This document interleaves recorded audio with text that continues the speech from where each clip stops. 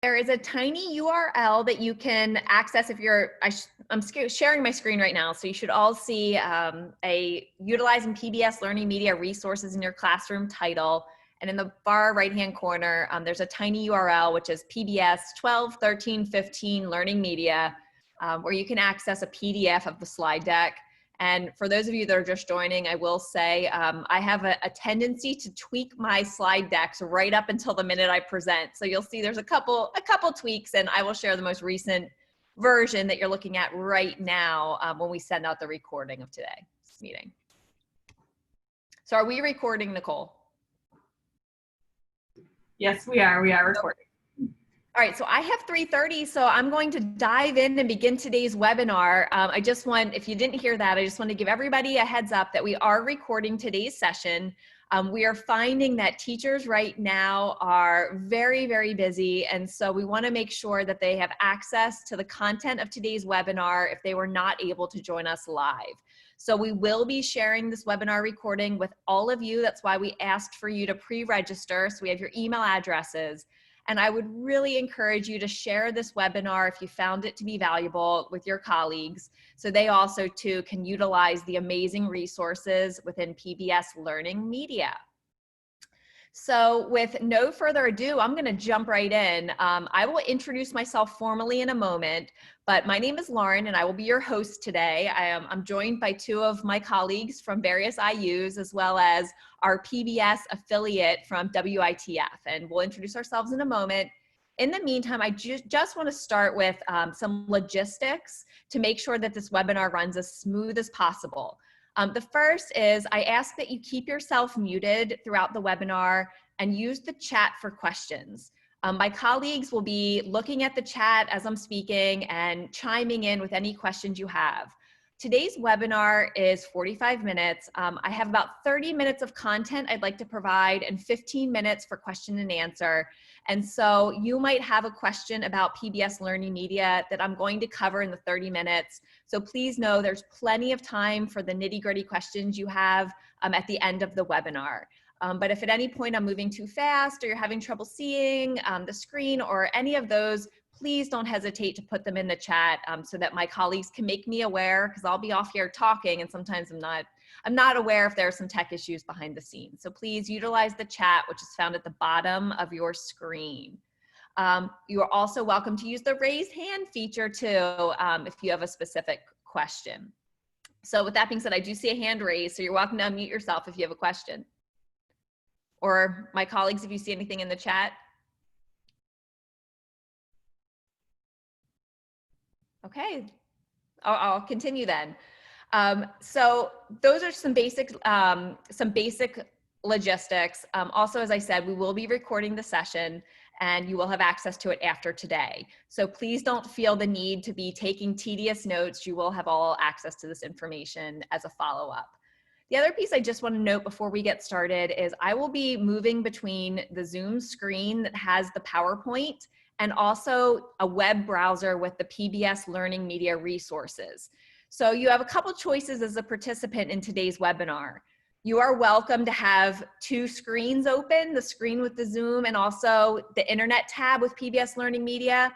Or if you choose, you can just follow along with me in the Zoom meeting and then actually explore online in the resource on your own time. So it's up to you, but just please know I will be bouncing between the two throughout the course of the webinar.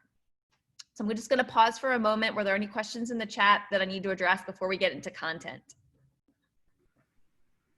I don't see any just yet, Lauren. Great. But you are sharing your PBS Learning Media screen, so I wasn't sure if you knew you were sharing that. Oh, no, I want to be sharing my PowerPoint. Thank you. See, yep. Those are the things that go in the chat. Okay, can everybody see my PowerPoint now? Yes. Okay, thank you, sorry. All right, so I'll give you a second. If you have not done so yet, the tiny URL in the bottom right-hand corner, you're welcome to access the slide deck and PDF version if you want to follow along. Again, I will also share the PDF version of the slide deck in a follow-up to today's webinar. All right, let's get into it. So I have to start with a plug for this webinar series that we are offering. So to give you the big picture, PBS resources have been around forever. And as a teacher, they have always been my go-to resource when it comes to having highly engaging, high quality resources to use with my students. So this fall, I think there's no denying that we have a lot of challenges and opportunities ahead of us. Never in a million years would I have ever expected us to be completely closed or having remote settings that we're teaching our students. And so PBS is absolutely an amazing resource with extreme power when it comes to providing high quality instruction, regardless of the mode in which we'll be interacting with our students this fall. And so I can't stress enough the power of PBS in these uncertain instructional times. So the purpose of today's webinar is to really help you connect the amazing PBS high quality standard aligned resources that are out there and how you can be using them in your classroom, whether you are face-to-face, completely virtual, or if you are some hybrid of the two. And so that really is our purpose, and hopefully you'll leave with some great tips and tricks to start the year off strong. So we are offering a series of 3 webinars.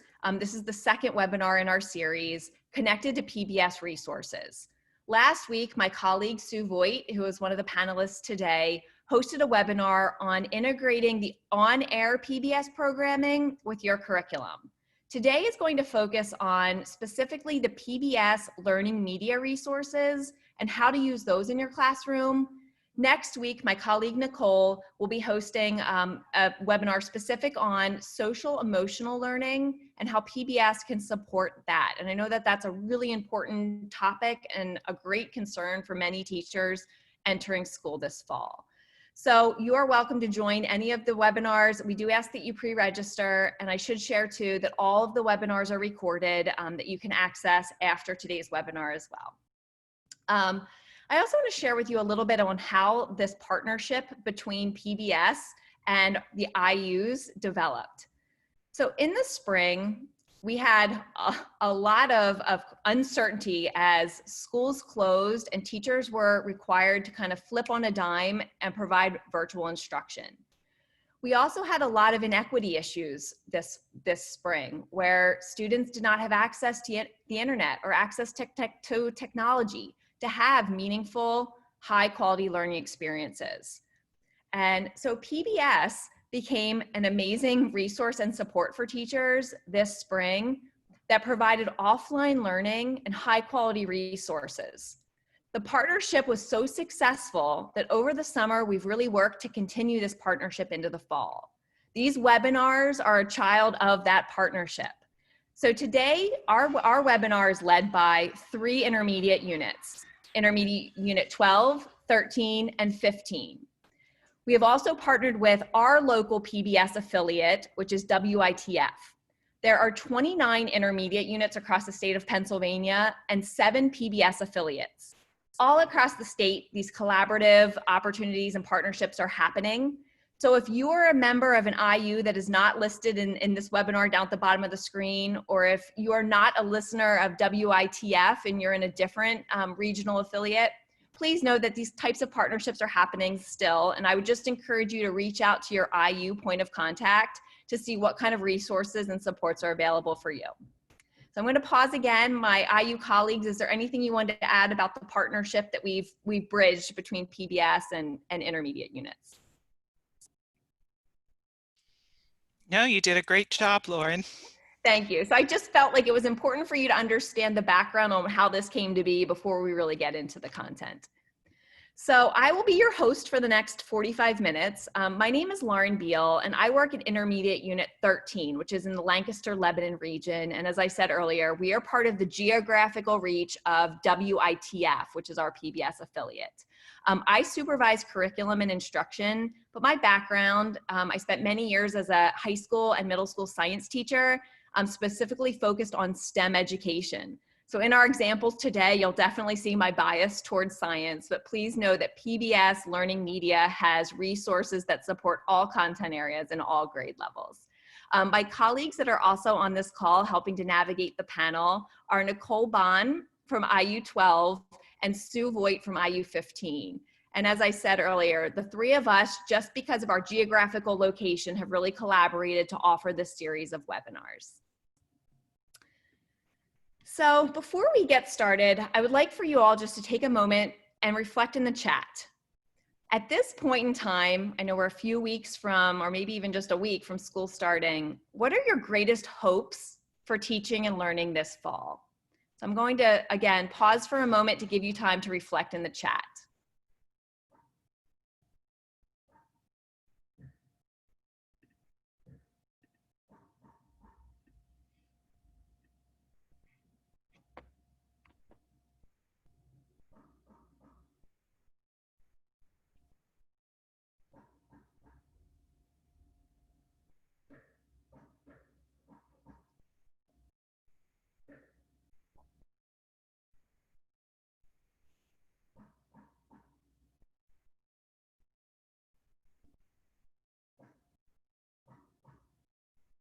Thank you, Margot.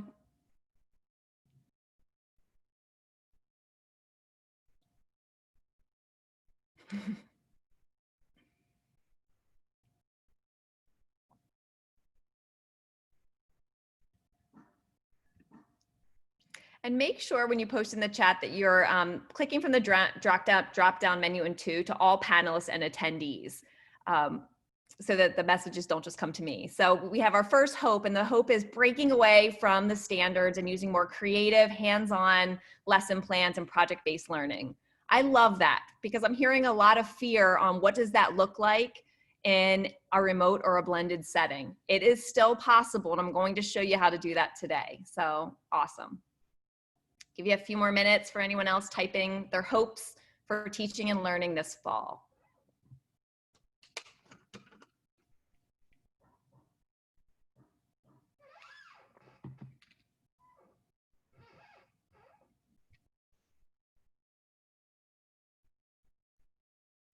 Oh, I see another great one. Collaboration among teachers to really push the limits. Love it. So thank you for those that shared. And I wanted to start with that because I think it's really important to acknowledge the fact that it's a scary time to be a teacher right now. And there's a lot of unknowns, and we feel almost like a first-year teacher in many ways. But that also gives us a great deal of opportunities to innovate and get creative with our instruction and how we present content to students. And so today I'm going to share with you how PBS Learning Media in particular can be used to provide those opportunities you just shared in your hopes. Things like collaborative experiences, project-based learning, engaging your learners. Those are all things that I think we can strive for this fall, and there's some great resources in PBS Learning Media to help. So today's webinar, I have a couple main points I'd like to hit on. The first is I can't help as a curriculum and instruction person to focus on some tips and tricks for pedagogy in a blended learning model. And then I want to talk about how we can use PBS Learning Media to meet those instructional needs. I'm going to take a few minutes to help you navigate where to find resources in the PBS Learning Media website. And then I want to share with you a practical application as if I was a teacher planning a lesson using only PBS Learning Media resources. I want to talk you through what that looks like and how I would do that behind the scenes. So I'd like to just take a few minutes, and as I said, I can't help but start with the pedagogy before we get into the resource. So when we think about instructional planning this fall, I am a big fan of the 5E lesson plan or instructional planning model. And the reason I feel like this is such an important model to remember or to revisit this fall is because it teaches students foundational knowledge through active participation. And because our time is going to be limited face-to-face with students this fall in many of our situations, we have to really prioritize what we are doing and assigning to our students and making sure that we are engaging them and connecting them so that they are actively engaged in the learning process. The 5E learning model is research-based. Teachers seem to find it extremely user-friendly.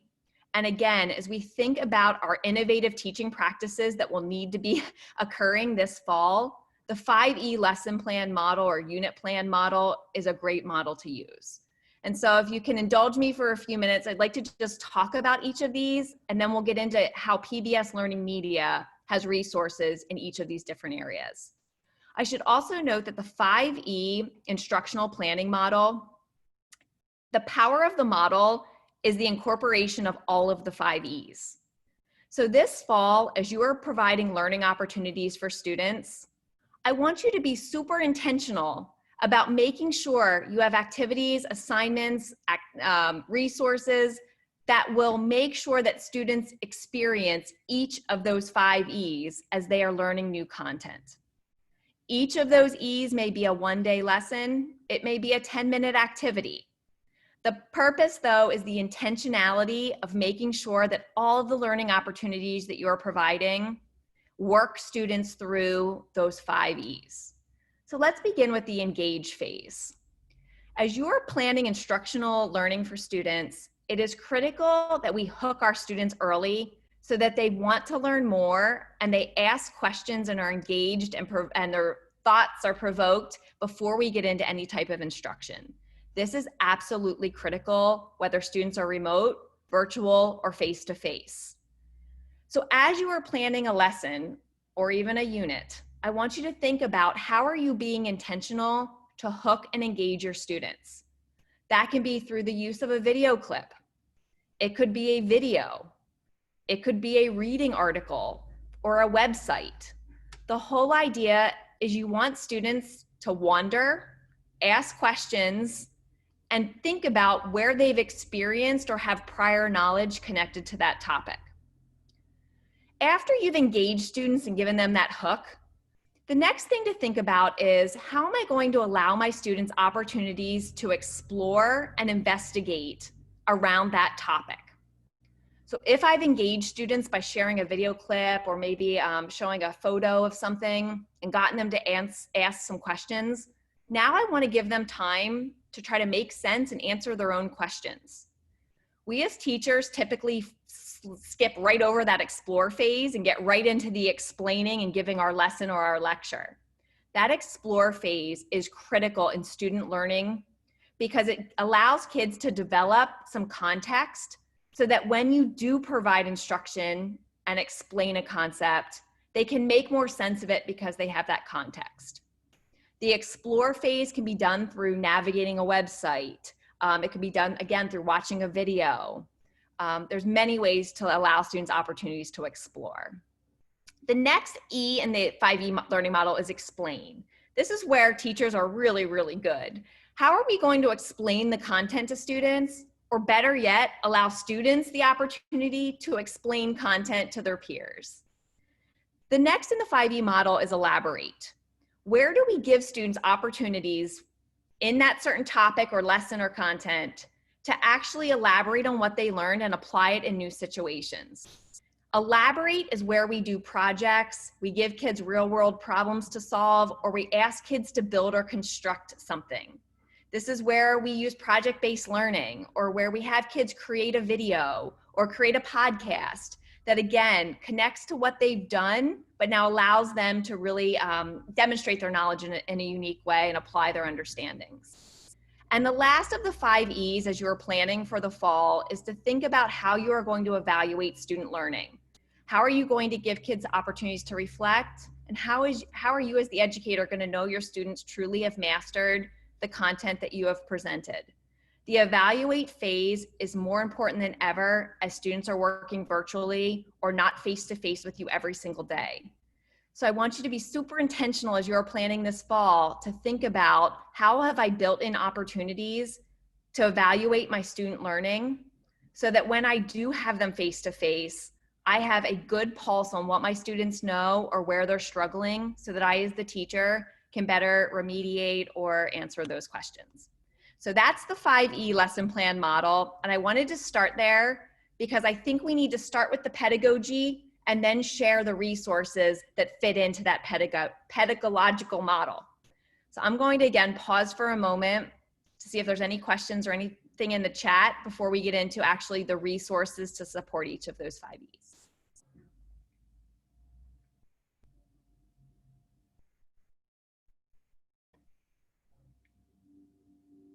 I'll tell you, hosting webinars has really made me practice my wait time, and I'm still not very good. So continue to use the chat if you have questions. Okay, so now I'd like to get into PBS Learning Media. I will tell you, PBS Learning Media has such a wide variety of resources for every grade level, every content area. It is absolutely amazing the wealth of resources they have. PBS Learning Media also has vetted resources that are aligned to standards. I, as a teacher, always feel comfortable using PBS or integrating PBS Learning Media because I know it is standard aligned and it's going to be engaging to my learners.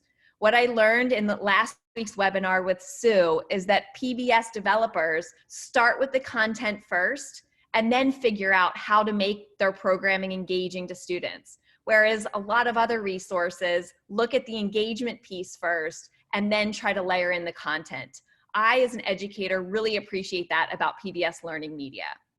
So I would like to show you just a quick video clip from Ohio's Teacher of the Year. He does a fantastic job of sharing PBS Learning Media resources with you and does a much better job than I could ever do. So bear with me, I'm just gonna share my screen for a moment. Nicole and Sue, do you now see the website? Yes, we see the PBS Learning Media website. Yep. Okay, all right, I'm gonna start the video and please stop me right away if there's any tech issues on the backside. Okay.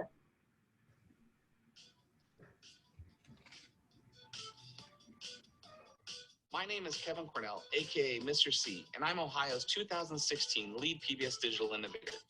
I've been using PBS Learning Media to transform how students, parents, and teachers learn in and out of the classroom. PBS Learning Media has over 30,000 classroom-ready resources at my fingertips.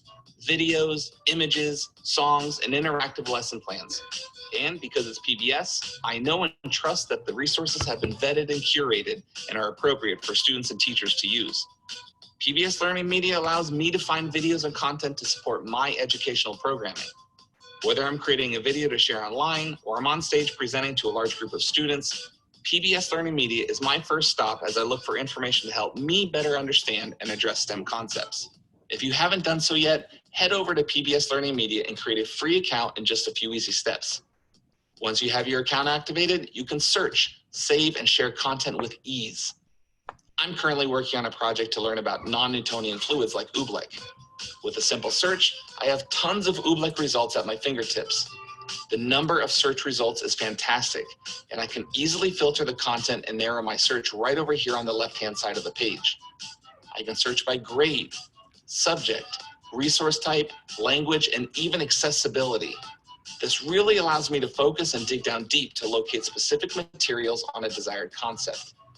And once I've found something I want to save, I can click the favorites button or even assign it to a class. The coolest part is there are tons of videos and tutorials to get you started with importing your own Google Classroom or setting up a classroom right here in PBS Learning Media. After I've gone through and selected a few resources about non-Newtonian fluids, I can head over to my favorites tab under the profile and then add them to a specific folder. Basically, I'm creating my own collection of resources. And one of the cool features, I can simply copy and share this folder's link and provide it to students and teachers, and they'll have immediate access to these resources as well. In just a few clicks, I can email the collection and they'll have access immediately.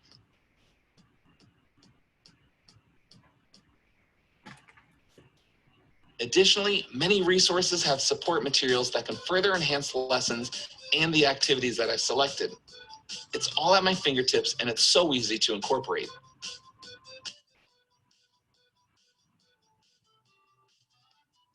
The wealth of information that is available on PBS Learning Media truly allows me to take my lessons, presentations, and professional development to the next level.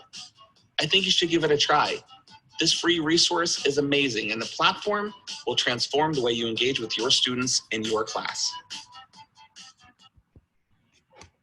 See, he does a much better job explaining than I ever could have. So what I'd like to do now is I want to jump into the PBS Learning Media website, and I want to navigate and talk you through. He really did a crash course on some of the highlights, but I want to dig a little bit deeper. And so you have a couple choices. You are welcome to follow along with me and just watch my screen as I kind of highlight a few of my favorite tools and resources. You are also welcome to open up a tab and follow along with me as well on the actual website. It's totally up to you and how you learn. So by going to www.pbslearningmedia.org, you will get to the PBS Learning Media resource, and it should look like this. And ladies, are you able to see my screen and navigate before I move any further? Absolutely. Okay, great, thank you. As he mentioned, I would highly encourage setting up a free account, and that should really be your first step. Now, the reason that is really important is because as you set up your profile, you can select the state that you live, and the PBS resources are aligned to standards. And we all know that Pennsylvania has some unique standards specific to Pennsylvania, and they are included and resources are linked to our specific Pennsylvania standards. So that alone is reason to set up an account. Also, by setting up a free account, as he said, you're able to create collections of your favorite resources and save things you find. And so I would really encourage you to do that. So I'm going to take a moment and you can just sign up with single sign-on. I'm going to just sign on to my personal account. I already have a free account just so that I can show you some of the resources and materials once you're logged in. I just saw the chat. Was that you, Sue?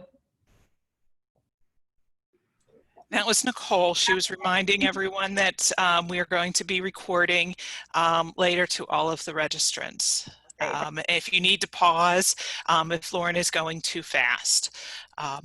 Thank you. That's such a great reminder. I've sat in way too many webinars where people are navigating websites and I lose them within the first couple minutes. So again, just follow along with me if you'd like and watch the recording and follow along on your own if you find that that's an easier way.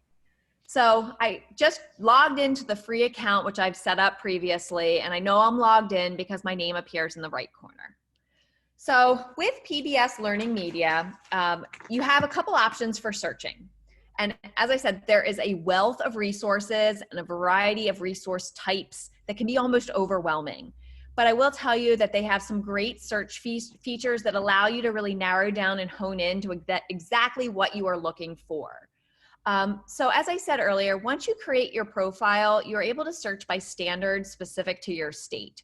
And so if I'm looking for something and I know the specific standard I'm looking to address, I have the ability to look by state standards. I can look at Pennsylvania and I can dig down whether I want assessment anchors, if I want early childhood, or if I want Keystone. You get the idea.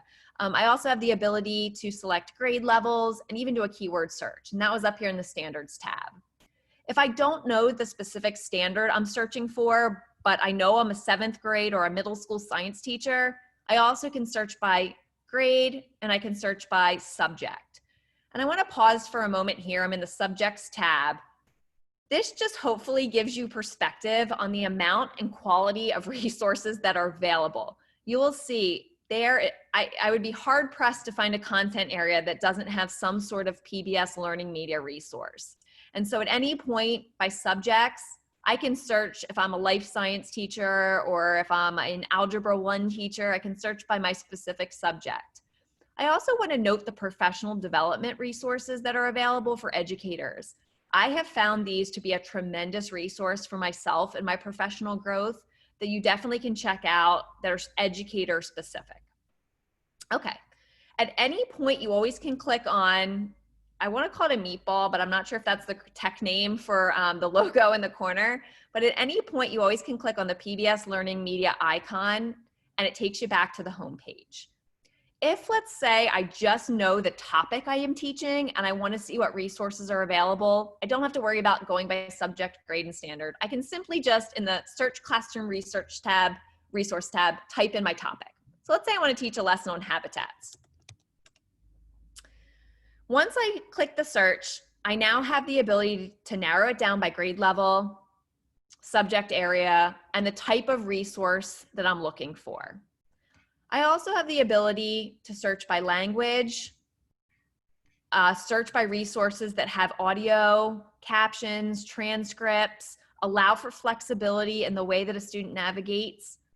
And I also have the ability to look for resources that have supporting materials or that I'm able to download. So you just have the ability to further narrow your search, especially if you're a teacher who's looking for resources for students with any type of accessibility needs. That can be quite helpful as well. So I was a middle school science teacher, so that's the example I'm going to put. I'm going to put 7th grade, and obviously I'm science, and my topic is habitats. So now what I've just built for myself is a resource, a collaborative 486 different resources connected to habitats. That's a bit overwhelming to me. So I may choose to further select my resource by, I'm looking for a video, or I'm looking for a lesson plan to teach, or I'm just looking for an image, and so forth. So that is one way to search for content and really narrow it down. So with that being said, what I'd like to do is a quick demonstration. If I was a teacher planning for a 5E lesson model, because we know that that's good instructional pedagogy, how would I use the PBS Learning resources for my planning purposes? Okay, so I am going to actually go back to the main PBS Learning Media website to kind of start thinking through from the very beginning.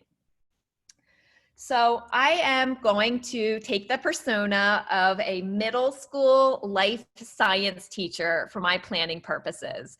And I know I keep focusing on science, but that's just my passion and my background. But please know that any content area would follow the same process.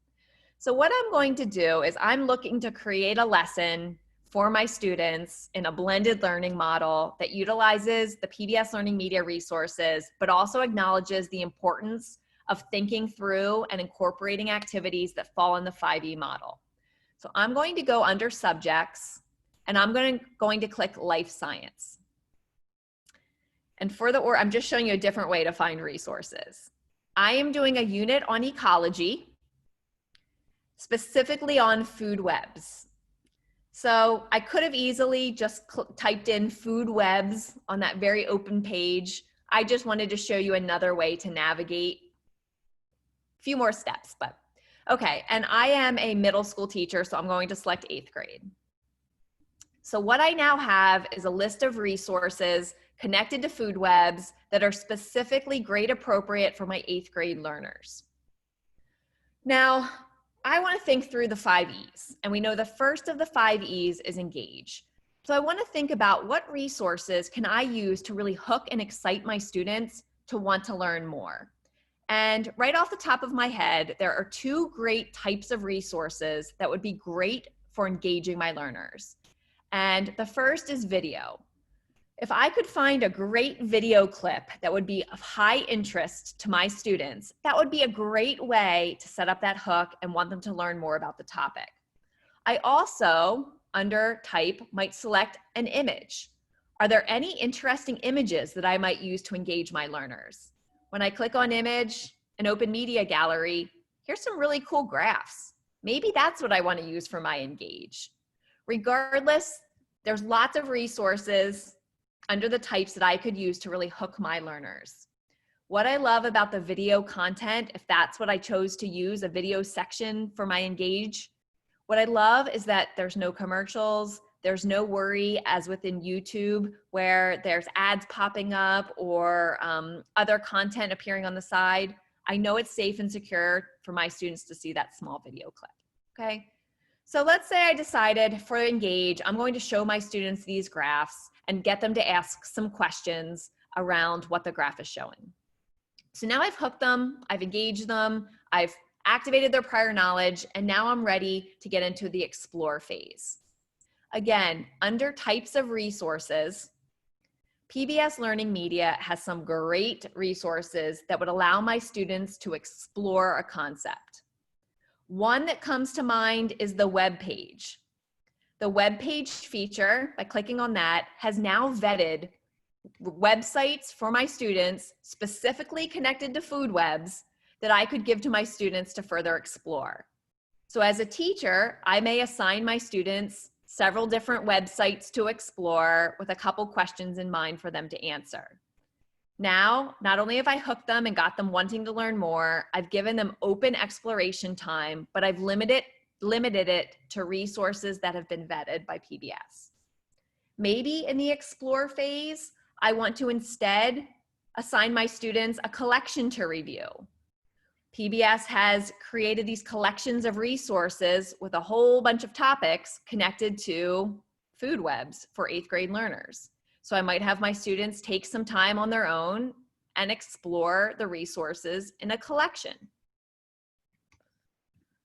Maybe in the explore phase, I want to assign my students, as he said at the beginning, maybe I created a list of favorite resources and I want to share my students, they can explore my favorite resources. So I accidentally clicked out. So bear with me again. I'm going to go back to life science, back to ecology, and back to food webs. Okay, and I'm back under the type. So once I've given some assignments using PBS Learning Media to allow my students an opportunity to explore, I now want to get into the explain phase. There are some amazing resources when it comes to the explain phase. I may assign a video to my students that would explain a concept further.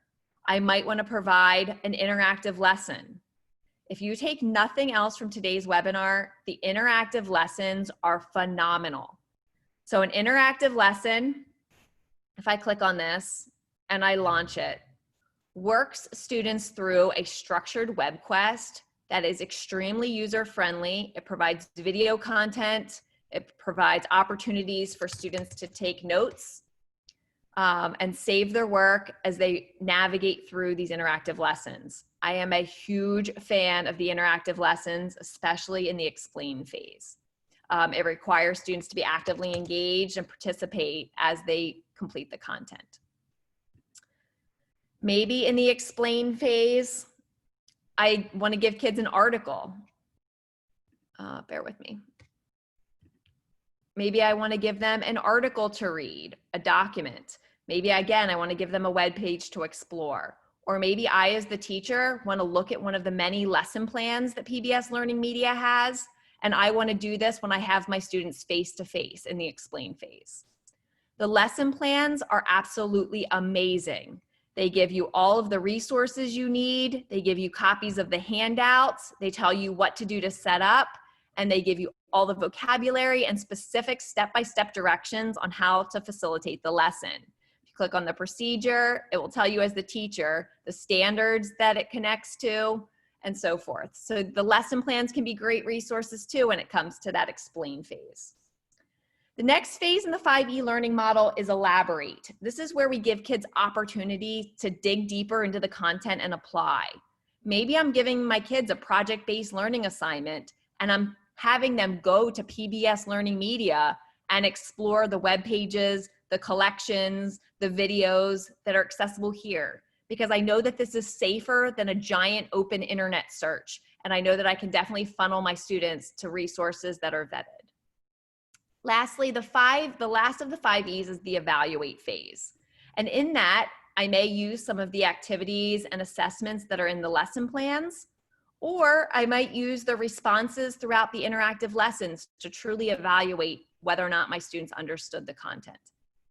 So I know that was really quick and I gave you a lot of information, but what I was trying to demonstrate to you is that if you keep that pedagogical model in mind, there are lots of resources to fit into those 5 E's to really make sure that we're giving our kids valuable learning experiences. So now I just want to take a moment and show how you can actually share or assign those activities to your learners. So I am going to click, again, we're under the topic of food webs for my 8th grade learners, and I'm going to go again to interactive lessons. So here's an interactive lesson specifically on food webs that is tagged to 8th grade standards. So I've gone through the web quest. I think it's amazing and I want my students to interact with it. I have a couple ways to share it with my students. I can share it directly to Google Classroom. If you are a Google Classroom user, there are specific tutorials, which I will show you at the end of today's webinar, that will guide you through how to set that up. Or if I'm not a Google Classroom user, I can assign or share the link to this resource. By clicking on Assign or Share, I can assign it to a class if I choose to create my classes in PBS Learning Media. And again, there are tutorials which I will guide you to on how to do that if you're interested in that. Or I can quick assign, which just gives me a direct link that I can share with students. You can post this in your learning management system. So if you're using Schoology, you can simply post the link to this in Schoology. You could send it to students in email, or however else you're communicating with students. It's a direct link that takes students right to the launch pad of this web quest or this interactive lesson. Or another option, again, I'm going to click assign or share. There is a lesson builder tool, which if I click on that, it allows me for any PBS Learning Media resource I'm trying to share to build my own lesson to share with my students. So I can create a quiz, a storyboard, or I can just simply type in directions that I want my students to have prior to doing the web quest. So I might say to my students, please respond to all prompts. We will discuss in class tomorrow. You get the idea. I can add PowerPoint slides for directions. I can make it private or public, and then I can assign or share it with my learners. So if just assigning the interactive lesson directly the way this looks might be confusing to your learners, just know again, by going to assign or share, lesson builder tool, I can add more to what I'm assigning to students that embeds this activity but provides more direction or instruction. So that was a lot of information, and I know that we only have 45 minutes together. So I just want to show where you can find extra tutorials and resources on how to set up classrooms, how to share it with your students, and so forth. So I am going to go back to our PowerPoint.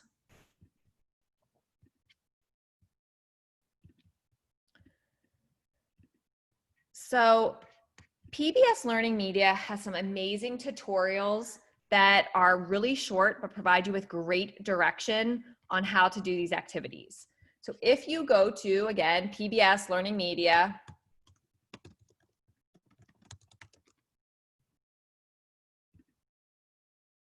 and where it says search classroom resources, if you type in tutorials,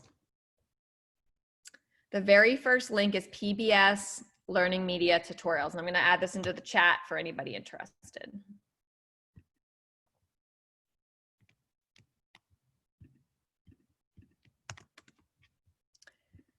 I bookmarked this because it was so valuable to me. There are videos on how to find Spanish alternatives, how to browse and filter your content. How do I assign content to students using Google Classroom? How do I assign it if I don't have Google Classroom? How do I create a student class or an account for my students? And so I don't want to take time in today's webinar because you definitely can explore these resources on your own depending on your learning management system. So I did not leave a lot of time for questions. So I am going to be quiet for a moment, and please unmute yourself or put in the chat any specific questions you have about how to use the 5E learning model, how to use the PBS Learning Media resources, or anything I shared in today's session.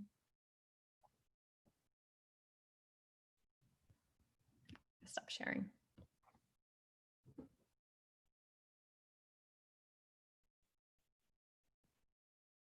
I've either wowed everybody or lost them with how quickly I went through the contents.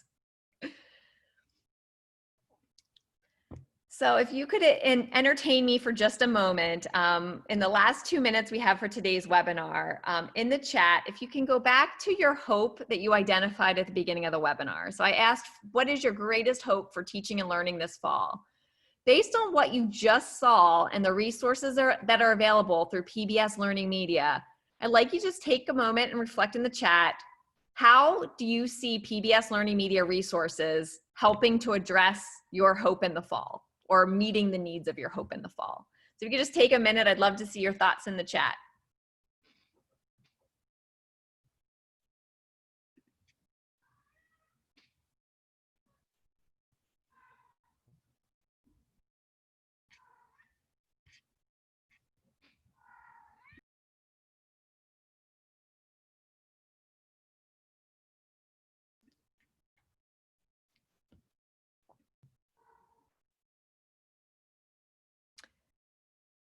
With that being said, I think we can stop the recording